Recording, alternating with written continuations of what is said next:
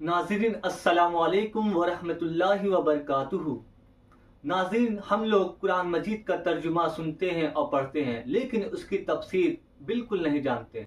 नाज़रीन, हम मुसलमान ये सोचते हैं कि कुरान मजीद का तर्जुमा सुन लेने से या पढ़ लेने से हमें कुरान मजीद समझ में आ जाएगी। ऐसा बिल्कुल नहीं है। जब हुजूर पुरनूर सल्लल्लाहु ताला अलैहि वसल्लम पर कोई आयत नाजिल होती थी तो उसकी तफसीर जरूर सहाबा इकराम को समझाते थे। नाजरीन सोचें, जब सहाबा इकराम को तफसीर की जरूरत पड़ सकती है तो हमें क्यों नहीं। सूरतुल फातिहा। सूरह फातिहा का तारुफ, मकाम नुज़ूल। अक्सर उलमा के नजदीक सूरह फातिहा मक्का मुकर्रमा में नाजिल हुई है।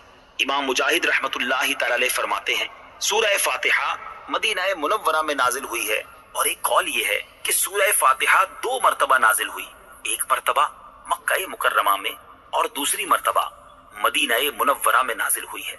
आयात, कलिमात और हुरूफ की तादाद, इस सूरत में एक रुकू, 7 आयतें, 27 कलिमे और 140 हुरूफ हैं। सूरह फातिहा के अस्मा और उनकी वजह तस्मिया, इस सूरत के मुतअद्दद नाम हैं और नामों का ज्यादा होना इसकी फजीलत और शर्फ की दलील है। इसके मशहूर 15 नाम ये हैं। नंबर 1, सूरह फातिहा।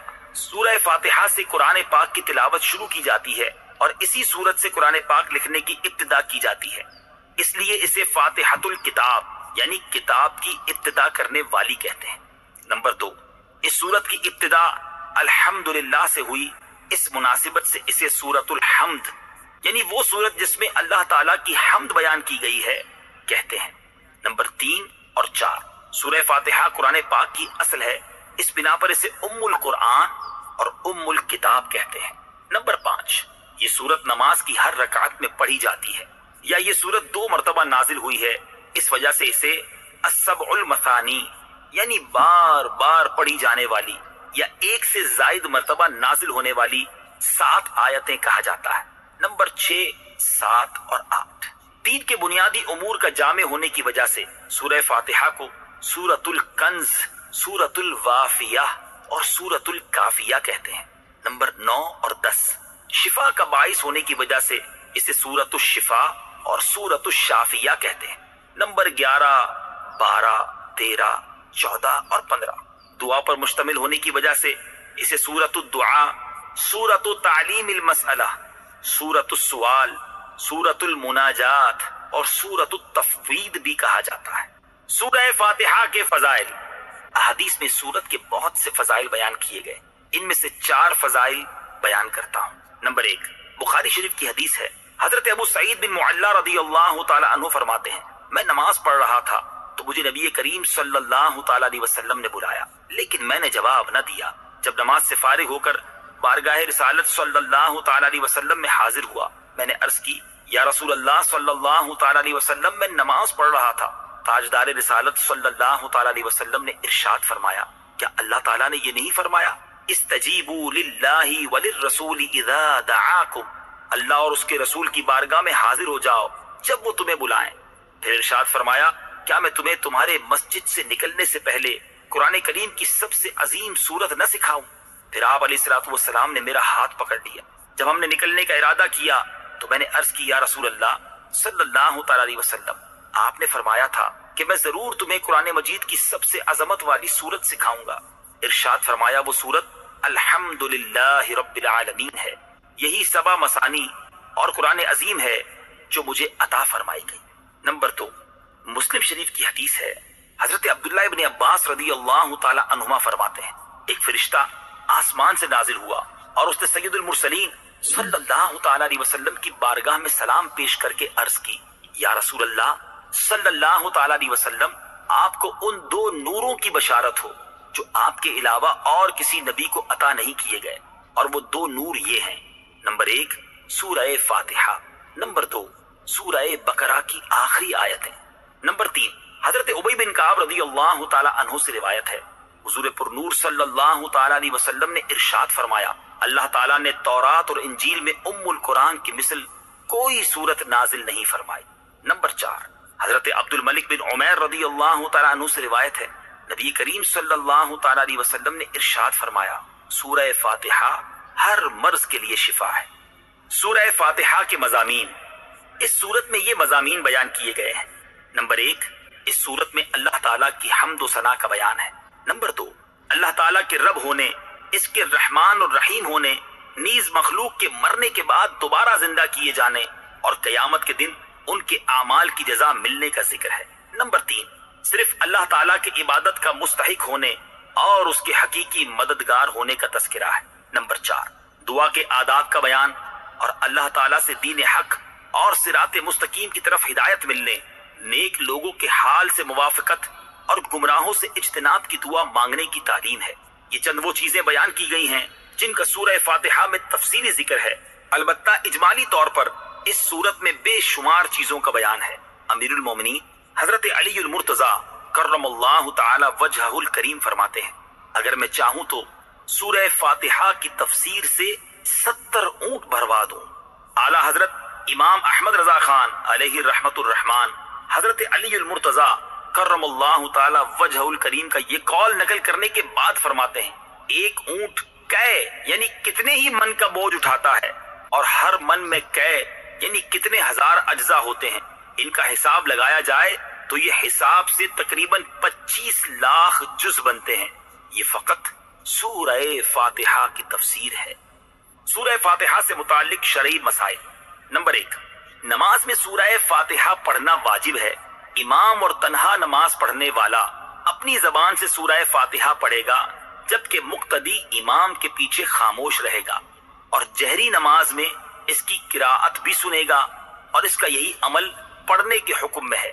اللہ تعالیٰ نے قرآن پاک میں تلاوت کے وقت مقتدی کو خاموش رہنے اور قراءت سننے کا حکم دیتے ہوئے ارشاد فرمایا، وَإِذَا قُرِئَ الْقُرْآنُ فَاسْتَمِعُوا لَهُ وَأَنصِتُوا لَعَلَّكُمْ تُرْحَمُونَ۔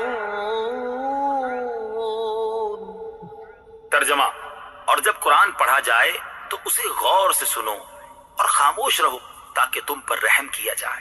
اور حضرت ابو موسیٰ اشعری رضی اللہ تعالیٰ عنہ سے روایت ہے، حضور اقدس صلی اللہ تعالیٰ علیہ وسلم نے ارشاد فرمایا، جب امام قراءت کرے تو تم خاموش رہو۔ ابن ماجہ کی ایک اور حدیث ہے، حضرت جابر بن عبداللہ رضی اللہ تعالیٰ عنہ سے روایت ہے، نبی کریم صلی اللہ تعالیٰ علیہ وسلم نے ارشاد فرمایا، جس شخص کا کوئی امام ہو تو امام کا پڑھنا ہی مقتدی کا پڑھنا ہے۔ ان کے علاوہ اور بہت سی احادیث میں امام کے پیچھے مقتدی کے خاموش رہنے کے بارے میں بیان کیا گیا ہے۔ امام اعظم کا مناظرہ۔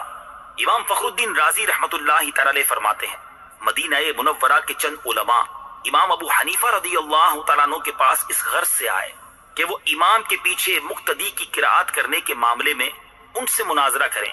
امام ابو حنیفہ رضی اللہ تعالیٰ عنہ نے ان سے فرمایا، سب سے مناظرہ کرنا میرے لیے ممکن نہیں، آپ ایسا کریں کہ مناظرے کا معاملہ اس کے سپرد کر دیں جو آپ سب سے زیادہ علم والا ہے، تاکہ میں اس کے ساتھ مناظرہ کروں۔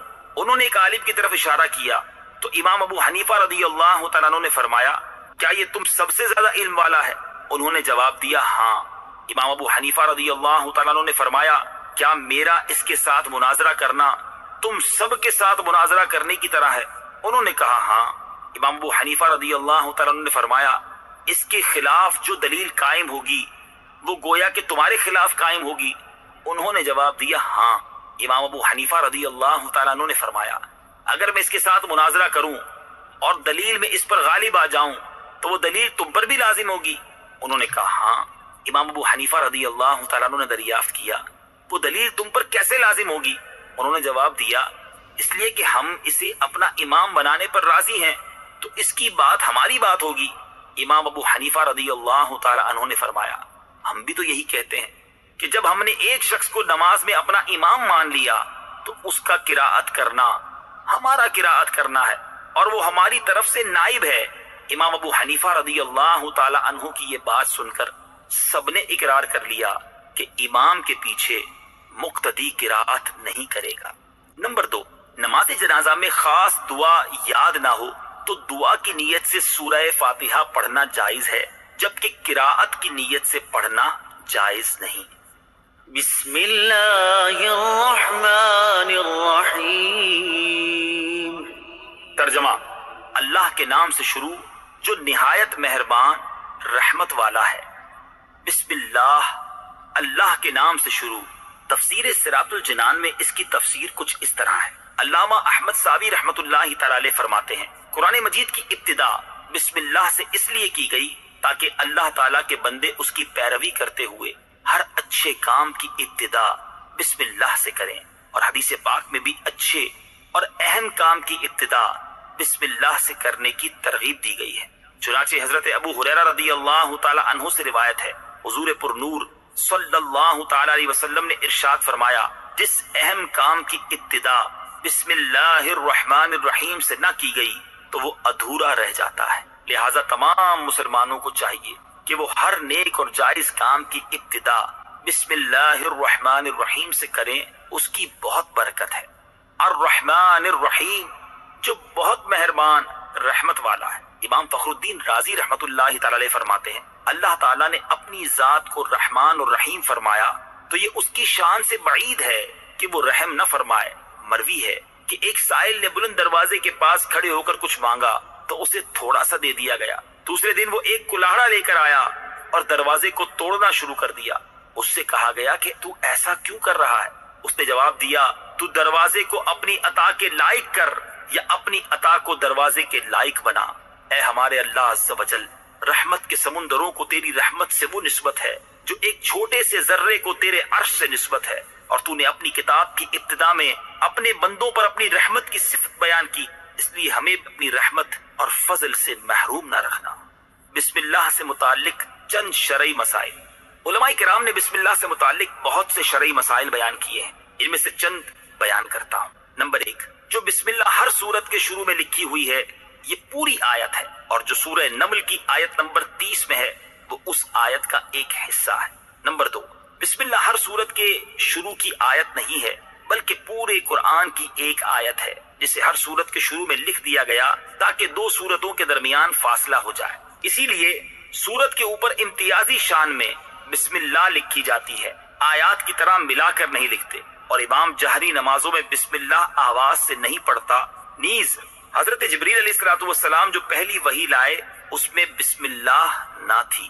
نمبر 3، تراویح پڑھانے والے کو چاہیے کہ وہ کسی ایک سورت کے شروع میں بسم اللہ آواز سے پڑھے تاکہ ایک آیت رہ نہ جائے۔ نمبر 4، تلاوت شروع کرنے سے پہلے اعوذ باللہ من الشیطان الرجیم پڑھنا سنت ہے، لیکن اگر شاگرد استاد سے قرآن مجید پڑھ رہا ہو تو اس کے لیے سنت نہیں۔ نمبر 5، سورت کی ابتدا میں بسم اللہ پڑھنا سنت ہے ورنہ مستحب ہے۔ نمبر 6، اگر سورہ توبہ سے تلاوت شروع کی جائے تو اعوذ باللہ اور بسم اللہ دونوں کو پڑھا جائے، اور اگر تلاوت کے دوران سورہ توبہ آ جائے تو بسم اللہ پڑھنے کی حاجت نہیں۔ الحمد للہ رب العالمین۔ ترجمہ، سب تعریفیں اللہ کے لیے ہیں جو تمام جہان والوں کا پالنے والا ہے۔ الحمدللہ، سب تعریفیں اللہ کے لیے ہیں۔ تفسیر صراط الجنان میں اس کی تفسیر کچھ اس طرح ہے، یعنی ہر طرح کی حمد اور تعریف کا مستحق اللہ تعالیٰ ہے، کیونکہ اللہ تعالیٰ کمال کی تمام صفات کا جامع ہے۔ حمد اور شکر کی تعریف۔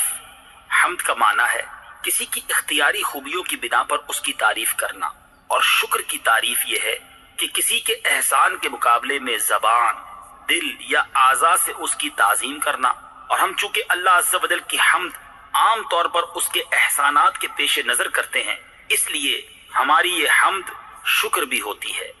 اللہ تعالیٰ کی حمد و ثنا کرنے کے فضائل۔ احادیث میں اللہ تعالیٰ کی حمد و ثنا کرنے کے بہت فضائل بیان کیے گئے ہیں، ان میں سے 3 فضائل پیش کرتا ہوں۔ نمبر 1، مسلم شریف کی حدیث ہے، حضرت انس بن مالک رضی اللہ تعالی عنہ سے روایت ہے، نبی اکرم صلی اللہ تعالی علیہ وسلم نے ارشاد فرمایا، اللہ تعالیٰ بندے کی اس بات سے خوش ہوتا ہے کہ وہ کچھ کھائے تو اللہ تعالیٰ کی حمد کرے، اور کچھ پیے تو اللہ تعالیٰ کی حمد کرے۔ نمبر 2، ابن ماجہ کی حدیث ہے، حضرت جابر بن عبداللہ رضی اللہ تعالی عنہ سے روایت ہے، حضور پر نور صلی اللہ تعالی علیہ وسلم نے ارشاد فرمایا، سب سے افضل ذکر لا الہ الا اللہ ہے، اور سب سے افضل دعا الحمدللہ ہے۔ نمبر 3، ابن ماجہ ہی کی حدیث ہے، حضرت انس بن مالک رضی اللہ تعالی عنہ سے روایت ہے، حضور اقدس صلی اللہ تعالی علیہ وسلم نے ارشاد فرمایا، جب اللہ تعالیٰ اپنے بندے پر کوئی نعمت نازل فرماتا ہے اور وہ نعمت ملنے پر الحمدللہ کہتا ہے تو یہ حمد اللہ تعالیٰ کے نزدیک اس دی گئی نعمت سے زیادہ افضل ہے۔ حمد سے متعلق شرعی حکم: خطبے میں حمد واجب، کھانے کے بعد مستحب، چھینک آنے کے بعد سنت، حرام کام کے بعد حرام، اور بعض صورتوں میں کفر ہے۔ للہ، اللہ کے لیے۔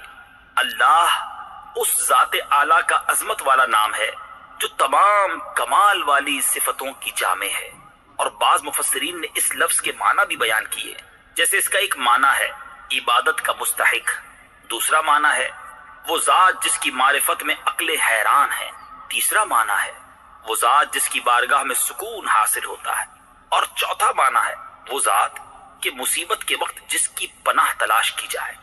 رب العالمین، جو سارے جہان والوں کا مالک ہے۔ تفسیر صراط الجنان میں اس کی تفسیر کچھ اس طرح ہے: لفظ رب کے کئی معنی ہیں، جیسے سید، مالک، معبود، ثابت، مصلح، اور بتدریج مرتبہ کمال تک پہنچانے والا، اور اللہ تعالیٰ کے علاوہ ہر موجود چیز کو عالم کہتے ہیں، اور اس میں تمام مخلوقات داخل ہیں۔ الرحمن الرحیم۔ ترجمہ: بہت مہربان، رحمت والا۔ الرحمن، بہت مہربان۔ تفسیر صراط الجنان میں اس کی تفسیر کچھ اس طرح ہے: رحمان اور رحیم اللہ تعالیٰ کے دو صفاتی نام ہیں۔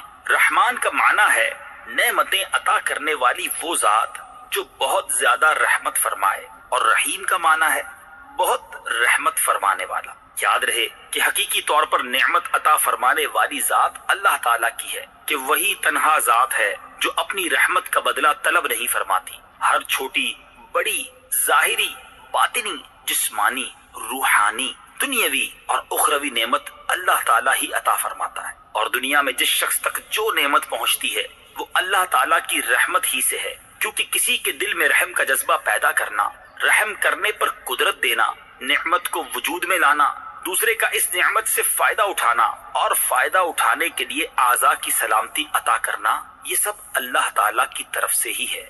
اللہ تعالیٰ کی وسیع رحمت دیکھ کر گناہوں پر بے باک نہیں ہونا چاہیے۔ ابو عبداللہ محمد بن احمد قرطبی رحمت اللہ تعالیٰ علیہ فرماتے ہیں، اللہ تعالیٰ نے رب العالمین کے بعد اپنے دو اوصاف رحمان اور رحیم بیان فرمائے۔ اس کی وجہ یہ ہے کہ جب اللہ تعالیٰ نے فرمایا کہ وہ رب العالمین ہے تو اس سے سننے اور پڑھنے والے کے دل میں اللہ تعالیٰ کی عظمت کی وجہ سے اس کا خوف پیدا ہوا، تو اس کے ساتھ ہی اللہ تعالیٰ کے دو اوصاف رحمان اور رحیم ذکر کر دیے گئے، جن کے ضمن میں اللہ تعالیٰ کی اطاعت کرنے کی ترغیب ہے۔ یوں ترغیب اور ترغیب دونوں کا بیان ہو گیا، تاکہ بندہ اللہ تعالیٰ کی اطاعت کرنے کی طرف اچھی طرح راغب ہو اور اس کی نافرمانی کرنے سے رکنے کی خوب کوشش کرے۔ قرآن مجید میں اور مقامات پر اللہ تعالیٰ کی رحمت اور اس کے عذاب دونوں کو واضح طور پر ایک ساتھ ذکر کیا گیا ہے۔ چنانچہ اللہ تعالیٰ ارشاد فرماتا ہے: نبئ عبادی انی انا الغفور الرحیم وان عذابی هو العذاب الالیم۔ ترجمہ: میرے بندوں کو خبر دو کہ بے شک میں ہی بخشنے والا مہربان ہوں، اور بے شک میرا ہی عذاب دردناک عذاب ہے۔ اور ارشاد فرمایا: غافر الذنب وقابل التوب شدید العقاب ذی الطول لا الہ الا هو الیہ المصیر۔ ترجمہ: گناہ بخشنے والا اور توبہ قبول کرنے والا، سخت عذاب دینے والا، بڑے انعام عطا فرمانے والا ہے، اس کے سوا کوئی معبود نہیں، اسی کی طرف پھرنا ہے۔ نیز حضرت ابو ہریرہ رضی اللہ تعالی عنہ سے روایت ہے، رسول اللہ صلی اللہ تعالی علیہ وسلم نے ارشاد فرمایا: اگر مومن جان لیتا کہ اللہ تعالیٰ کے پاس کتنا عذاب ہے تو کوئی بھی اس کی جنت کی امید نہ رکھتا، اور اگر کافر جان لیتا کہ اللہ تعالیٰ کے پاس کتنی رحمت ہے تو اس کی جنت سے کوئی نا امید نہ ہوتا۔ لہٰذا ہر مسلمان کو چاہیے کہ وہ امید اور خوف کے درمیان رہے، اور اللہ تعالیٰ کی رحمت کی وسعت دیکھ کر گناہوں پر بے باک نہ ہو، اور نہ ہی اللہ تعالیٰ کے عذاب کی شدت دیکھ کر اس کی رحمت سے مایوس ہو۔ کسی کو رحمان اور رحیم کہنے کے بارے میں شرعی حکم: اللہ تعالیٰ کے علاوہ کسی اور کو رحمان کہنا جائز نہیں، جبکہ رحیم کہا جا سکتا ہے، جیسے قرآن مجید میں اللہ تعالیٰ نے اپنے حبیب صلی اللہ تعالیٰ علیہ وسلم کو بھی رحیم فرمایا ہے، چنانچہ ارشاد باری تعالیٰ ہے لقد جاءكم رسول من أنفسكم عزيز عليه ما عنتم حريص عليكم بالمؤمنين رؤوف رحيم۔ ترجمہ، بے شک تمہارے پاس تم میں سے وہ عظیم رسول تشریف لے آئے جن پر تمہارا مشقت میں پڑنا بہت بھاری گزرتا ہے، وہ تمہاری بھلائی کے نہایت چاہنے والے، مسلمانوں پر بہت مہربان، رحمت فرمانے والے ہیں۔ مالک یوم الدین۔ ترجمہ، جزا کے دن کا مالک، مالک یوم الدین، جزا کے دن کا مالک۔ تفسیر صراط الجنان میں اس کی تفسیر کچھ اس طرح ہے، جزا کے دن سے مراد قیامت کا دن ہے کہ اس دن نیک اعمال کرنے والے مسلمانوں کو ثواب ملے گا اور گناہگاروں اور کافروں کو سزا ملے گی، جبکہ مالک اسے کہتے ہیں جو اپنی ملکیت میں موجود چیزوں میں جیسے چاہے تصرف کرے۔ اللہ تعالیٰ اگرچہ دنیا اور آخرت دونوں کا مالک ہے، لیکن یہاں قیامت کے دن کو بطور خاص اس لیے ذکر کیا تاکہ اس دن کی اہمیت دل میں بیٹھے۔ نیز دنیا کے مقابلے میں آخرت میں اللہ تعالیٰ کے مالک ہونے کا ظہور زیادہ ہوگا، کیونکہ اس دن کسی کے پاس ظاہری سلطنت بھی نہ ہوگی جو اللہ تعالیٰ نے دنیا میں لوگوں کو عطا فرمائی تھی۔ اس لیے یہاں خاص طور پر قیامت کے دن کی ملکیت کا ذکر کیا گیا۔ پوری ویڈیو دیکھنے کے لیے بہت شکریہ، اور ہاں، چینل کو سبسکرائب کرنا نہ بھولیں تاکہ اس پورے قرآن کی ویڈیو کو پارٹ بائی پارٹ آپ تک پہنچاتے